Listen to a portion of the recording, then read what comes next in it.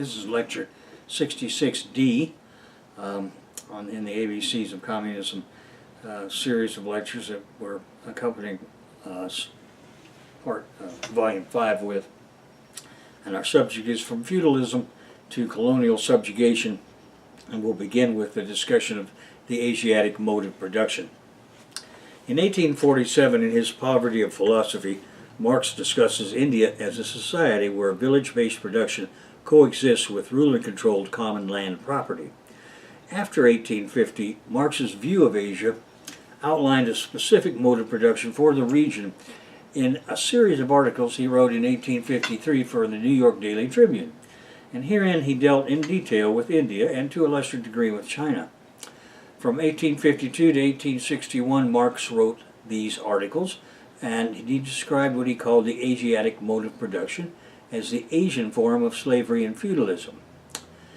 In 1857 to 61, in the Foundations of the Critique of Political Economy, a rough draft, sometimes called the Grundrisse, not intended by Marx for publication, he did insert the Asiatic mode of production into the stages of social development following primitive communism. However, Marx saw the Asiatic mode of production as the Asian form of slavery and feudalism. Accordingly, the Third International, the Comintern, rejected the Asiatic mode of production as anything other than a special form of feudalism and slavery. Now, Marx's definition of the Asiatic mode of production featured de facto ruling class ownership of land worked by autonomous village communities. Now, ruler control was enforced by a centralized state apparatus, that is, army and police, that also commanded public works, especially irrigation. To finance public infrastructure, the government forcibly extracts an economic surplus produced by local communities in the form of commodity tribute and forced labor. Meanwhile, village communities go about their self-sustaining economies while overseen by bureaucrats. After the first volume of Capital in 1867, the Asiatic mode of production disappears from Marx's writings, and Friedrich Engels' analysis of pre-capitalist societies and the origins of the family, private property, and the state in 1884 did not mention it. In the early 20th century, revisionists of the Second International took the concept as a metaphor for Asia's backwardness. For them, it was an excuse to jump on the imperialist bandwagon. These piecards declared capitalist, imperialist colonialism a positive force for social development and modernization.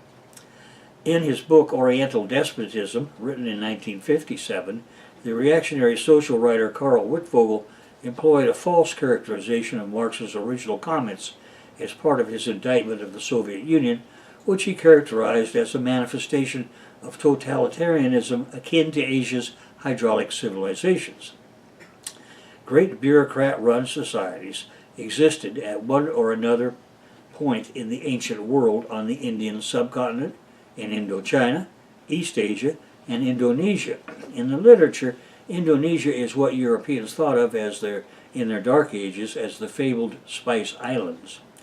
The existence of concentrated populations ruled over by professional bureaucrats gives Chinese, Indochinese, Indonesian, and South Asian imperial systems their special so-called Asiatic character.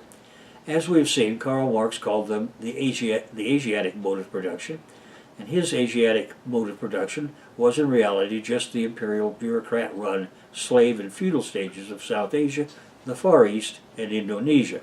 Nevertheless, a variety of scholars stumbled over what, with new archaeological data, we can clearly see is another old world variety of slave and feudal society. Along the way, Wittfogel and Kosambi. Now, anti-communist fascist thugs like Karl Wittfogel, in his toady work, tried to make something of a mountain out of this molehill of obscure terminological categorization. Marxist periodization of the Indian subcontinent featured one excellent scholar stumbling over how to differentiate the rise of ranks into classes. Damodar Dharmananda Kosambi, usually called D.D. Kosambi, correctly began his analysis of the transition from primitive communism to stratified society by recognizing the early caste phase. His early caste phase was, in our terms, the emergence of the advanced theocratic chiefdom stage. He erred in failing to see that the ATC ranks eventually became title deed holding castes, or classes in other words, and along with the de facto enslavement of the minimum cost of subsistence caste, constituted the emergence of the slave stage. As class war required concessions from the masters of that universe, various feudal types of solutions arose in the South Asian kingdoms.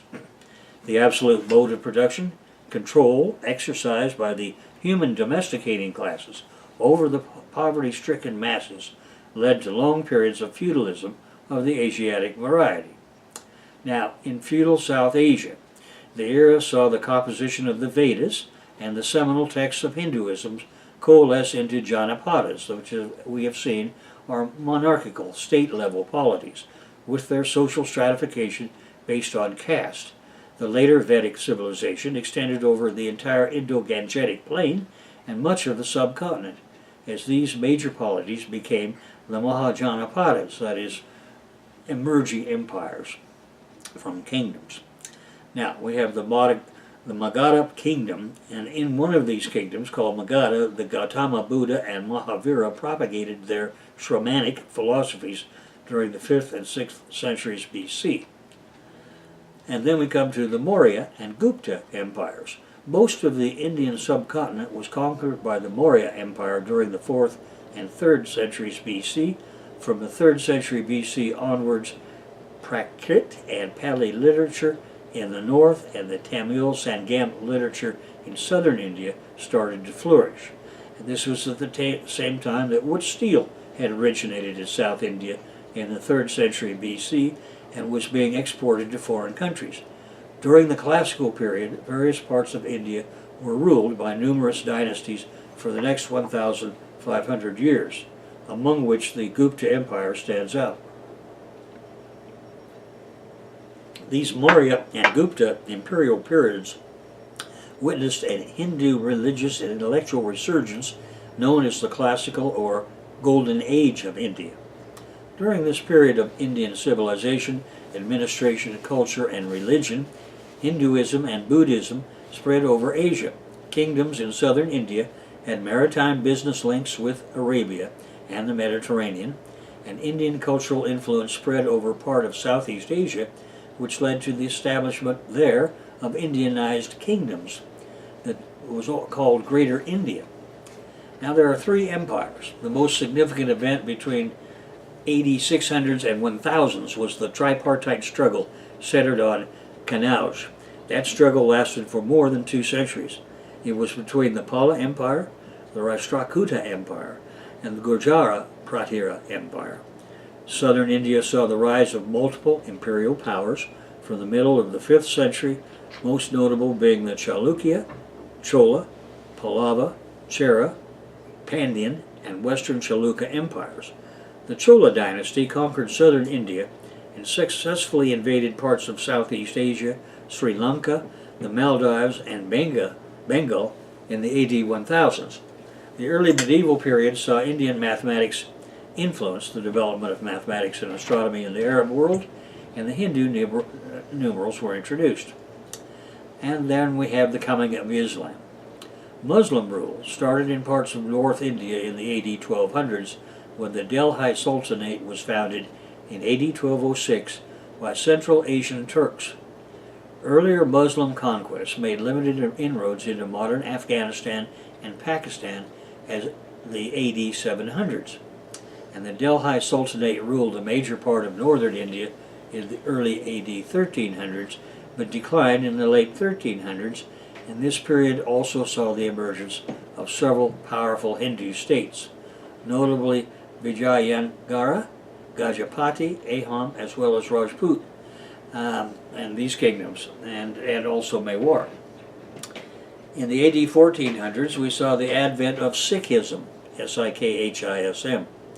In the early AD 1500s, the early modern period began when the Mughals conquered most of the Indian subcontinent. The Mughals suffered a gradual decline in the early AD 1700s, and this provided opportunities for the Marathas, Sikhs, and Mysoreans to exercise control over large areas of the subcontinent. Then we have what's called the early modern period between AD 1526 and AD 1858. The early modern period of Indian history corresponds to the rise and fall of the Mughal dynasty. This period witnessed the cultural synthesis of Hindu and Muslim elements reflected in Indo-Islamic architecture, the growth of Maratha and Sikh imperial powers over the vast regions of the Indian subcontinent, with the decline of the Mughals ended when the British Raj was founded. R.A.J. Now, the Mughal Empire of northern India in AD 1526, Babur, a Timurid descendant of Timur and Genghis Khan from Fergana Valley, modern-day Uzbekistan, swept across the Khyber Pass and established the Mughal Empire. At its zenith, it covered the modern-day Afghanistan, Pakistan, India, and Bangladesh. However, his son, Humayun, was defeated by the Afghan warrior Sher Shah Suri in the year 1540, and Humayun was forced to retreat to Kabul.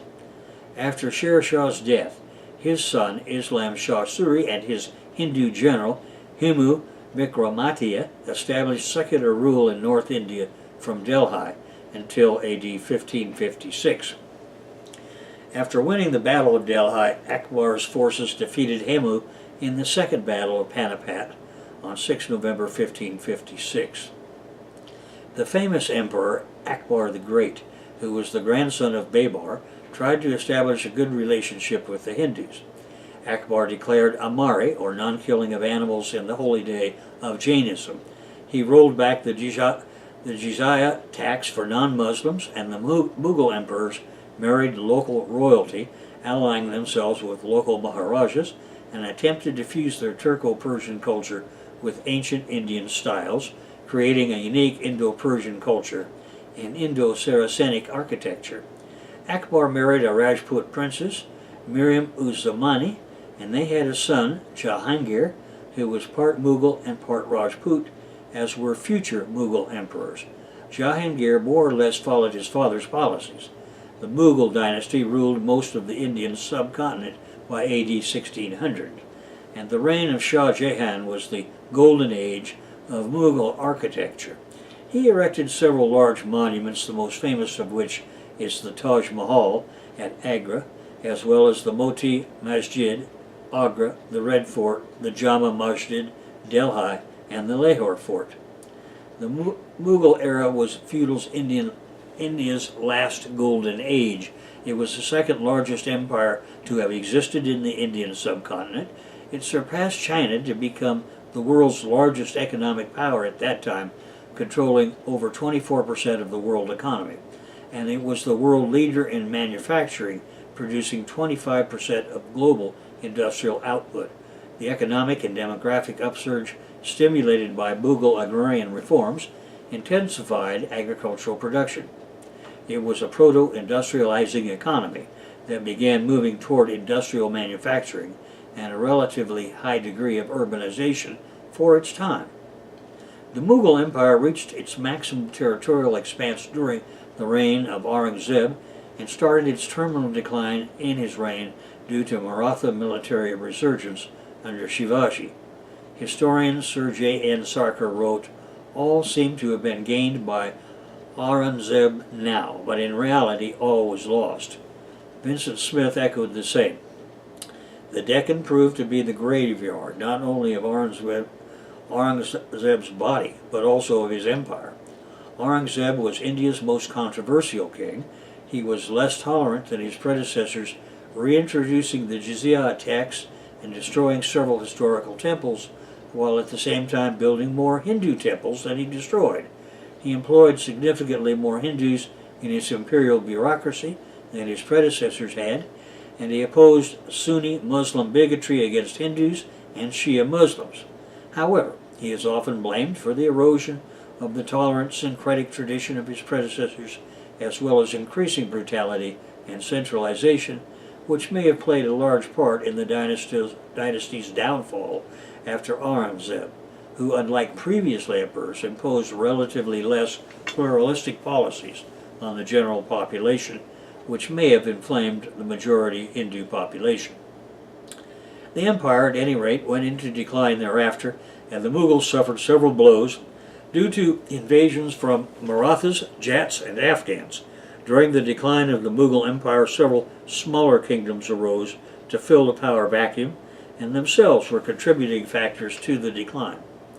In AD 1737, the Maratha general Bajirao of the Maratha Empire invaded and plundered Delhi.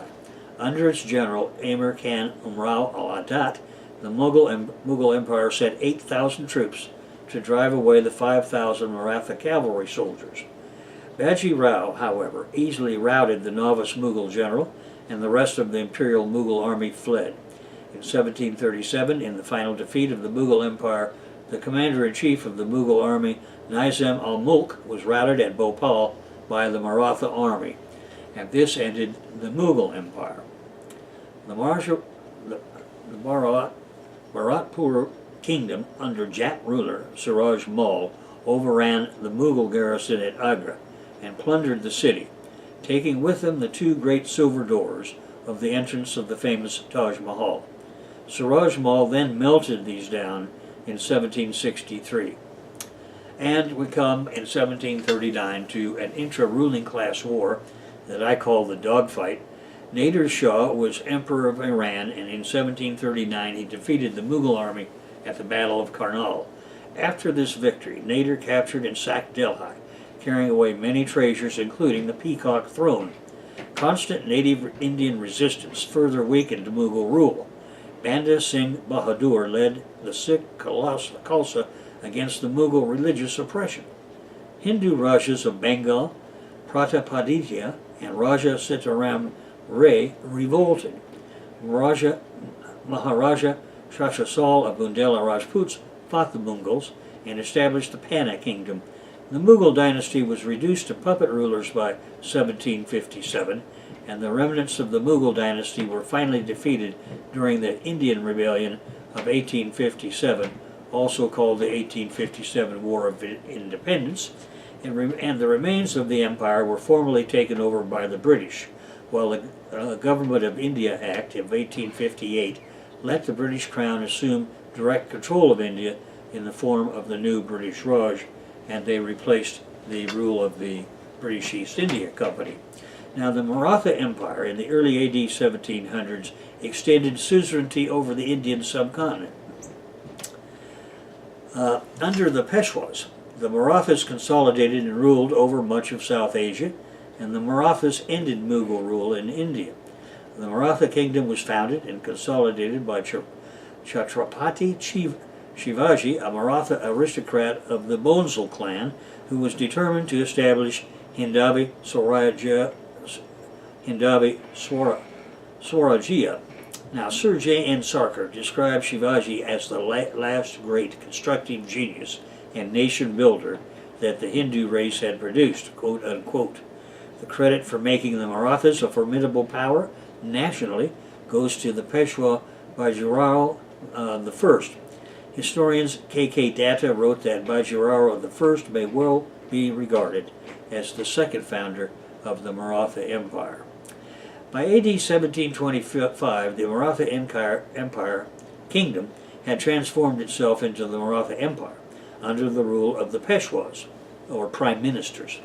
In 1737, the Marathas defeated a Mughal army in their capital in the Battle of Delhi. The Maratha imperial rulers continued their military campaigns against the Mughals, Nizam, Nawab of Bengal, and the Durrani Empire, extending their boundaries so that by 1760 the Maratha Imperium stretched across practically the entire subcontinent. The empire at its peak stretched from Tamil Nadu in the south to Peshawar, or modern-day Khyber, Pakistan, in the north, to Bengal in the east. In 1761, the northwestern expansion of the Marathas was stopped after the Third Battle of Panipat. However, the Maratha authority in the north was re-established within a decade under Peshwa Madhav Rao I, who gave feudal feasts to the strongest of his captains. In so doing, he created a confederacy of retainers pledging allegiance to the Maratha Empire. Emerging were the Gaekwads of Baroda, the Holkars of Indore and Malwa, the Scindias of Gwalior and Ujjain, the Bonsales of Nagpur, and the Puars of Dar and Dewas. The British East India Company, or BEIC, in 1775 intervened in a Peshwa family succession struggle in Poon, which led to the First Anglo-Maratha War, resulting in a Maratha victory. The Marathas remained the preeminent power in India until their defeat in the Second and Third Anglo-Maratha Wars from 1805 to 1818, which left the East India Company in control of most of India. As noted by Charles Metcalfe, one of the ablest of the British officials in India and later acting governor, wrote in 1806, "India contains no more than two great powers, British and Maratha. Every other European power acknowledges the influence of one or the other. Every inch that we recede will be occupied by them." Unquote. The Marathas also developed a potent navy by the 1660s, which at its peak dominated the territorial waters of the western coast of India from Mumbai to Savatwadi. Mumbai is the most recent name for what used to be Calicut and Bombay, also called later Bombay. For a brief period, the Maratha Navy also established its base at the Andaman Islands in the Bay of Bengal. It would engage in attacking the British, Portuguese, Dutch, and Sindhi naval ships, and kept a check on their naval ambitions. The Maratha Navy dominated until about the 1730s. Thereafter it was in a state of decline and ceased to exist by 1880, 18 being replaced by the British Royal Navy. Sikh Empire. The Sikh Empire, ruled by members of the Sikh religion, was a political entity that governed the northwestern regions of the Indian subcontinent, and the empire based around the Punjab region existed from 1799 to 1849. It was forged on the foundations of the Khalsa under the leadership of the Maharaja Ranjit Singh from an array of autonomous Punjabi misls, MISLs. Maharaja Ranjit Singh consolidated many parts of the northern India into his empire. He primarily used his highly disciplined Sikh Khalsa army that he trained and equipped with modern military technologies and techniques. Ranjit Singh proved himself to be a master strategist and selected well-qualified generals for his army. He continuously defeated the Afghan armies and successfully ended the Afghan-Sikh wars. In stages, he added central Punjab, then the provinces of Multan and Kashmir, then the Peshawar Valley, and finally the Darajat to his empire. In the 1800s, at its peak, the empire extended from the Khyber Pass in the west to Kashmir in the north to Sindh in the south, running along the Sutlej River to Himachal in the east. After the death of Ranjit Singh, the empire weakened, leading to the conflict with the British East India Company. The hard-fought First Anglo-Sikh War and Second Anglo-Sikh War marked the downfall of the Sikh Empire, making it among the last areas of the Indian subcontinent to be conquered by the British. And then there were other kingdoms that ruled over other parts of India in the later medieval period before the British occupation. However, most of them were bound to pay regular tribute to the Marathas. One kingdom was called Mysore. In AD 1400, the Wodeyar family established the kingdom of Mysore in southern India. Hyder Ali and his son Tipu Sultan in the later half of the AD 1700s interrupted that dynastic sequence. Mysore fought a series of wars, sometimes against the combined forces of the British and Marathas, but mostly against the British, with Mysore receiving some aid or promises of aid from the French. When the French lost their world war to the Brits, the Mysore lost out as well. In AD 1798, Mysore became a fief of British India. Now Bengal. The Nawabs of Bengal had become its de facto rulers following the fragmentation of the Mughal Empire. Their rule was interrupted by the Marathas, who conducted 6 expeditions in Bengal from 1741 to 1748, making Bengal into a tributary. Now, Hyderabad. In AD 1529, Hyderabad was founded by the Qutb Shahi dynasty of the feudal fiefdom or sultanate of Golconda, named for a hill 7 miles from Hyderabad city center. Today, Golconda is a suburb of Hyderabad. In AD 1574, following a brief Mughal rule, Asif Jah, a Mughal official, seized control of Hyderabad and declared himself Nizam al-Mulk. Hyderabad became a Brit fiefdom in 1799. A hereditary Nizam from 1724 ruled it until 1948. The term Nizam is the short form of Nizam al-Mulk, meaning administrator of the realm. And we come to Rajputana. In the AD 1700s, the whole of Rajputana was subdued by the Marathas. The Second Anglo-Maratha War distracted the Marathas from 1807 to 1809, but afterwards, Maratha domination of Rajputana resumed. Now, in 1847, a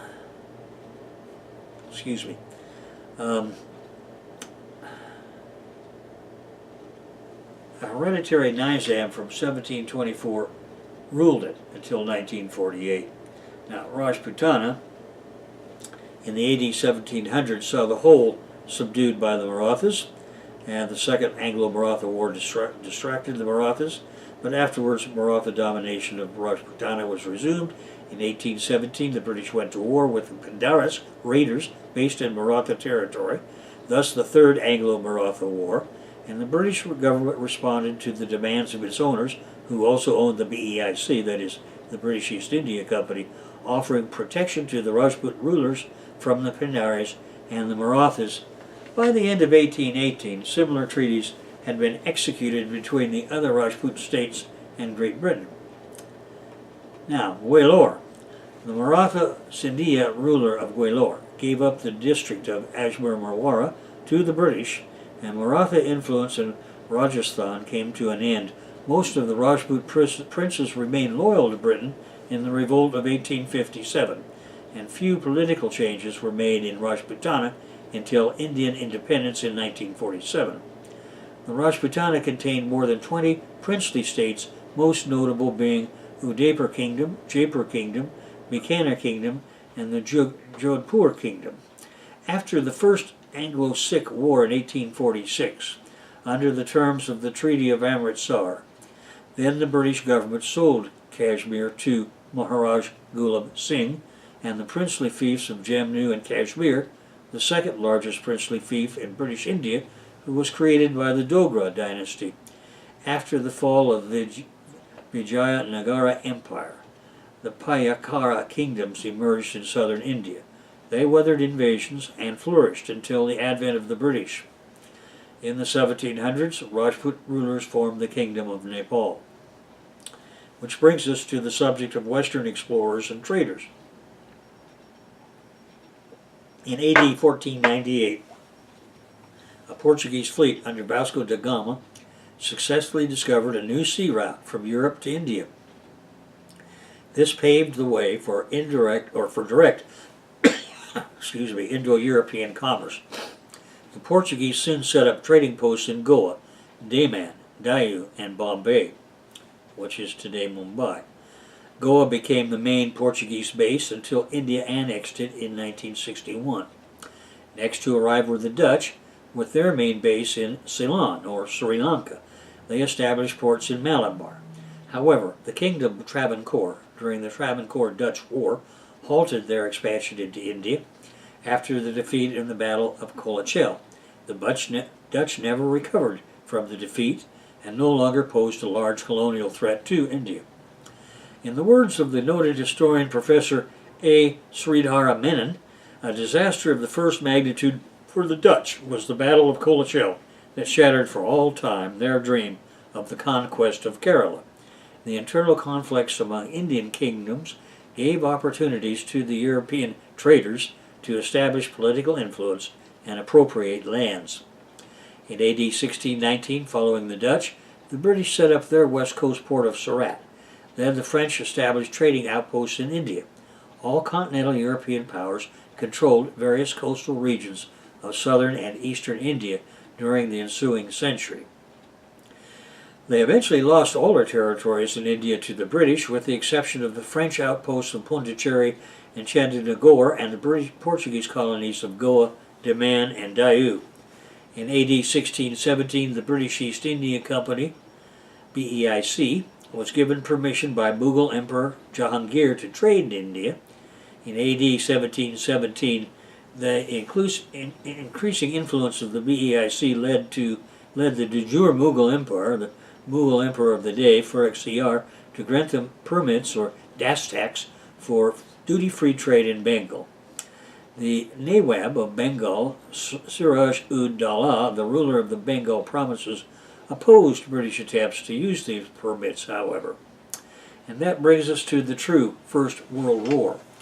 On 23 June 1757, at the Battle of Plassey, the Bengal army of the British East India Company, commanded by Robert Clive, defeated the French-supported Nawab's forces. The company appointed Clive as its first Bengal governor. This, combined with British victories over the French at Madras, Wandiwash, and Pondicherry, along with British success in the 7 Years' War, began the exposure of French influence in India. In North America, the Brits defeated the French in what the Gringos called the French and Indian War. Taking the global view, Winston Churchill calls these events the true First World War in his History of the English-Speaking People. Anyway, back in South Asia, the British India Company extended its control over the whole of Bengal. The British East India Company monopolized the trade of all of Bengal, and in 1764, after the Battle of Buxar, the company acquired the rights of administration in Bengal from the de jure Mughal Emperor Shah Alam II. This was the beginning of its rule that for a century engulfed India. The BEIC established a land tax system it called the Permanent Settlement. In reality, it was the European feudal system introduced into Bengal with a boss hierarchy of indigenous talukdars and samandars. Talukdars and samandars were aristocrats who formed a ruling class during the Mughal Empire and British times. They were hereditary owners of vast amounts of lands, and zamindars assumed military enforcement duties for the Brits. Which brings us to the Carnatic Wars. The Carnatic region is the region of peninsula India lying between the Eastern Ghats and the Western Ghats in the modern Indian states of Karnataka, Tamil Nadu, northeastern Kerala, and southern Andhra Pradesh. 3 Carnatic Wars gave the British East India Company exclusive control over the entire Carnatic region of India, and the company soon expanded its territory around its bases in Bombay and Madras, Bombay being Mumbai. The Anglo-Mysore Wars of 1766 to 1799, and later the Anglo-Maratha Wars of 1772 to 1818, gave the company control of vast regions of India. The Ahom Kingdom of northeast India first fell to Burmese invasion, and then to the British after the Treaty of Yandabu in 1826. Punjab, the northwest frontier province, and Kashmir were annexed after the Second Anglo-Sikh War in 1849, and Kashmir was immediately sold under the Treaty of Amritsar to the Dogra dynasty of Jammu and became a kingdom. The border dispute between Nepal and British India sharpened after 1801 and caused the Anglo-Nepalese War of 1814-16. That brought the defeated Gurkhas under the company command. In 1854, Berar was annexed, and Oud was added in 1856. After the turn of the 19th century, Governor-General Wellesley began 2 decades of accelerated expansion of company territories. This was achieved by subsidiary alliances between the company and local rulers and by direct military annexation. The subsidiary alliances created the Comprador kingdoms of the Hindu Maharajas and the Muslim Nawabs. By the 1850s, the East India Company controlled most of the Indian subcontinent. Its policy was divide and rule. It took advantage of the enmity festering between the various kingdoms, social and religious groups. Now, indenture replaces slavery. The Indian indenture system was an ongoing system of indenture that was hereditary debt bondage. Unable to pay newly born and young adult Indians, numbering by which 3.5 million were sold, and transported to various colonies of European powers to provide labor for the sugar plantation there. That system started from the end of slavery in 1833 and continued until 1920. This resulted in the large Indian diaspora, which spread from the Indian Ocean, especially Reunion and Mauritius, to the Pacific Ocean, that is, to Fiji, and the growth of the Indo-Caribbean and Indian African population. Thus, many Indians arrived in northeastern South America and South Africa. The colonial revolt and imperialism arrives. The Indian Rebellion of 1857 was a large-scale rebellion by soldiers employed by the British East India Company in northern and central India against the company's rule. The spark that led to the mutiny was the issue of new gunpowder cartridges for the Enfield rifle. The key mutineer was a man named Mangal Pandey. Within weeks after Pandey's mutiny, dozens of units of the Indian Army joined peasant armies in widespread rebellion. Indian nobility, many of whom had lost titles and domains under the doctrine of lapse and felt that the company had interfered with the traditional system of inheritance, joined the rebellion. And rebel leaders such as Nana Sahib and the Ranai of Jhansi belonged to this group that joined the rebel soldiers. The rebellion began on 10 May 1857 in the form of a mutiny of sepoys of the company's army in the garrison town of Meerut, 40 miles northeast of Delhi, now Old Delhi. These native soldiers had served the Mughal Empire and had been co-opted into the service of the British East India Company. The sepoys' revolt led to other mutinies and civilian rebellions in the upper Gangetic Plain and central India, with revolts farther north and east. British land taxes and the company's treatment of many aristocratic rich landowners meant many of them rose against the British, joining the sepoys. Company violence was cruel and inflicted on the rebels and their supporters, including executing entire villages in reprisals. The cities of Delhi and Lucknow were wiped out in the fighting and the British retaliation. The rebellion posed a considerable threat to British power in that region and was contained only with the rebels' defeat in Gwalior City in the central Indian state of Madhya Pradesh. On 1 November 58, the British granted amnesty to all rebels not involved in murder, and hostilities formally ended on the 8th of July, 1859. The rebellion proved to be an important watershed in Indian and British Empire history. It led to the dissolution of the East India Company and forced the British to reorganize the army, the financial system, and the administration in India through the passage of the Government of India Act in 1858. India was thereafter administered directly by the British government in the new British Raj, and on 1 November 1858, Queen Victoria issued the proclamation to Indians that promised rights similar to those of other subjects. And this is the setting for, again, this movie Indiana Jones and the Temple of Doom. You see a British Army officer coming to supervise the local royalty. Of course, the Indiana Jones part is fictional, but the objective setting is correct. And it's also the time, it's in this period, that St. John Philby went to the British Raj in India as one of its administrators. And the way the British ruled it there led him to break forever with the Brits and then to move to the support of the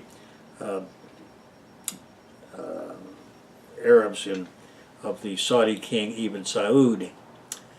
Now, the British Raj in 1858 to 1947 was an entity in and of itself historically. After 1857, the colonial government strengthened and expanded its infrastructure, especially the court system, legal procedures, and statutes, and the Indian Penal Code came into being.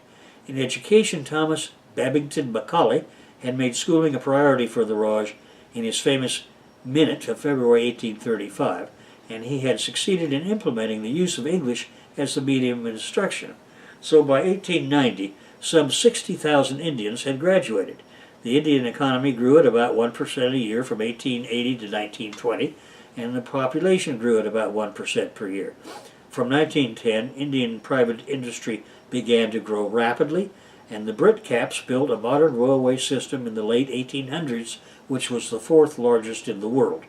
The British Raj caps invested heavily in canals and irrigation systems, as well as the railways, telegraphy, roads, and ports. Nevertheless, India was poorer at the end of British rule than at the beginning. The Brits' main accomplishment, therefore, was the impoverishment of India's masses. In 1905, our not-so-old friend Lord Curzon followed this time-tested and true divide-and-conquer policy split in large province of Bengal into a largely Hindu western half and eastern Bengal and the Assam state, a largely Muslim eastern half.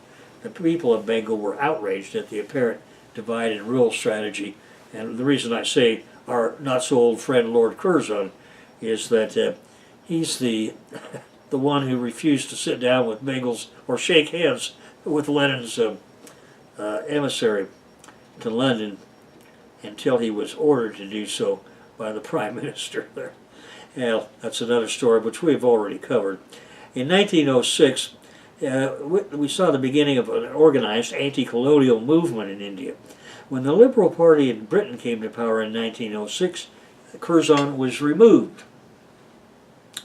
In 1911, Bengal was reunified, and the new Viceroy, Gilbert Minto, and the new Secretary of State for India, John Morley, consulted with Congress leaders on political reforms. That is, the Congress Party of India. The Morley-Minto reforms of 1909 had provided for Indian membership of the provincial executive councils, as well as the Viceroy's Executive Council, and the Imperial Legislative Council was enlarged from 25 to 60 members, and separate communal representation for Muslims was established in a dramatic step towards representative and responsible government. Several socio-religious organizations came into being at that time. The Muslims had set up the All India Muslim League in 1906. It was designed to protect the interests of the aristocratic Muslims. Thus, internally divided, it was further conflicted by its diverse loyalties. Hindus led by the Akhil Bharatiya Mahasabha and Rashtriya Swayamsevak Sanj represented Hindu interests. Sikhs founded the Shiromani Akali Dal in 1920, and the largest and oldest political party was the Indian National Congress, founded in 1885, and it kept its distance from the social and religious movements and identity politics of that time. And then we come to the Hindu resistance that refers to a social reform movement during the 19th and early 20th centuries in the Bengal region of the Indian subcontinent during the period of British rule dominated by Bengali Hindus. The Bengal Renaissance began with the Raja Ram Mohan Roy and ended with Rabindranath Tagore. In the 1800s, Bengal had a blend of religious and social reformers, scholars, literary giants, journalists, patriotic orators, and scientists to form the image of a Renaissance and transition to modern times. One of the earliest was the Young Bengal movement, which espoused rationalism and atheism as the common denominators of civil conduct among ruling caste educated Hindus. Now, there was the famines. During East India Company rule in India and the rule of the British Raj, famines in India were often attributed to El Nino. However, it was really the policies of the British colonial government that created the worst famines ever recorded. The third plague pandemic in the middle 1800s killed 10 million people in India. The Great Famine of 1876 to 78 in British India caused additional stress to a population of 58,500,000. The death toll from this famine was at least 10 million, and then there was the Great Bengal Famine of 1770, where another 10 million people died, followed by the famine of 1899 to 1900, wherein another 10 million people died, again followed by the Bengal Famine of 1943, where 4 million people died. Nevertheless, despite diseases and famines, the population of the Indian subcontinent, which stood up to 200 million in AD 1750, had reached 389 million by 1941.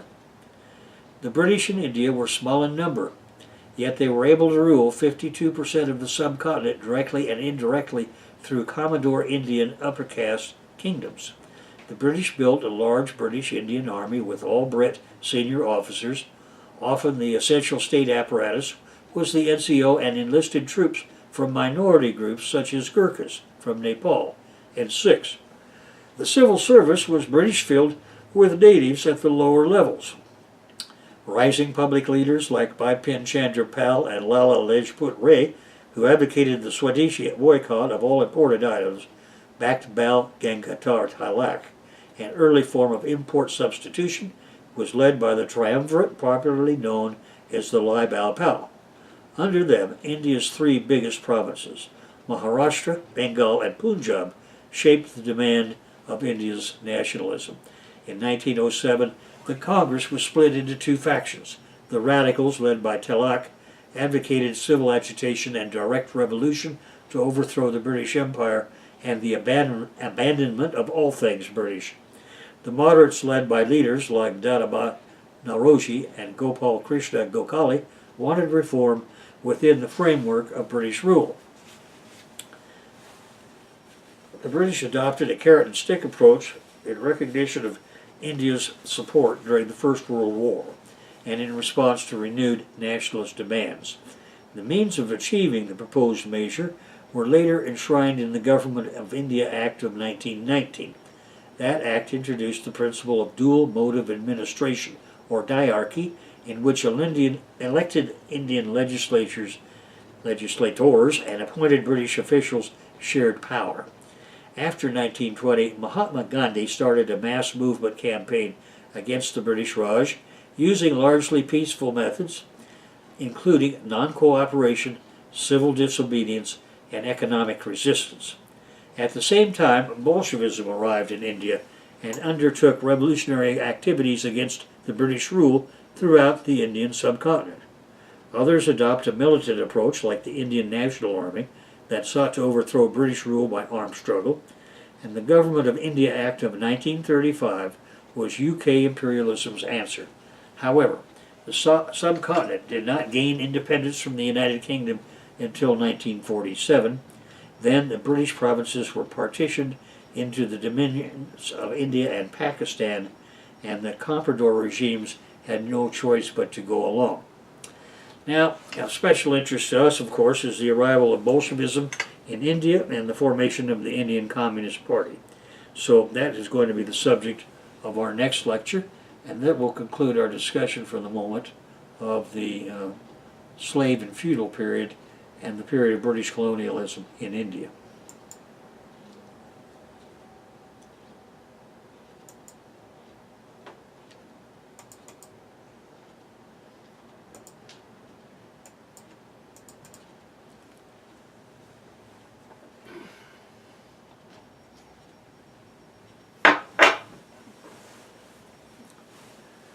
Good.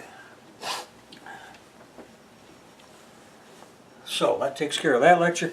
We've got one more. We might as well just do it and get this out of the way, and then I can move on to Afghanistan, Nepal, and so on after that.